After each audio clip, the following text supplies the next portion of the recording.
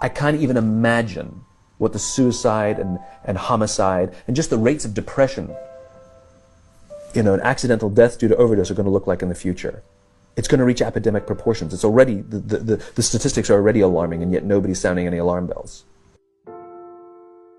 Parents have to intervene. We have to stop giving our kids free access to social media and phones at young ages. They are not ready for it. Their minds cannot cope with the dopamine. They can only have it up to a certain hour, and you take it away. They're children. You can take the phone away.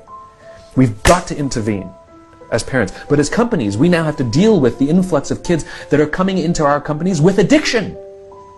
Watch, I see it all the time. Walk through any office. You'll see the older employees have their phones on the sides of their computers as they're working. You'll see the youngest employees have their phones face up in front of their keyboards between their arms as they're working. And this is how they work.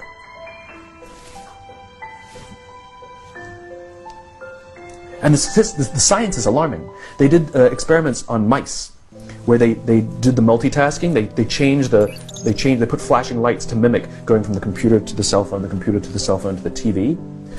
The mice that were exposed to the changing lights, it took them 3 times longer to solve a maze than the mice that weren't, and the damage was permanent. There is a subconscious reaction to these devices when we use them, okay?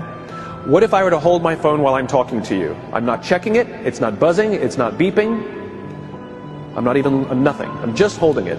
Do you feel at this moment that you are the most important thing to me right now? No, you do not.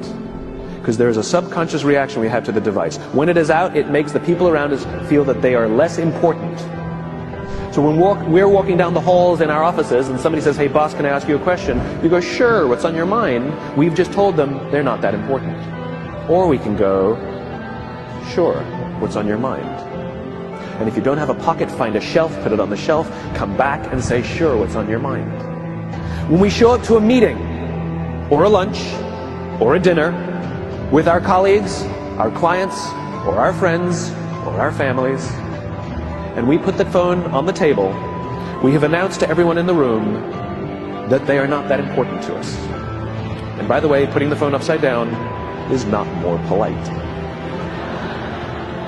My favorite one is when the meeting or at a lunch with someone that the phone will ring and the caller ID will pop up and they will go, I'm not going to get it. Oh, so magnanimous. Oh, lucky to eat with you today. Or they could just put the damn thing away. You can tell how addicted we are. When somebody pulls out their phone when you're with them, how uncomfortable does that make us feel?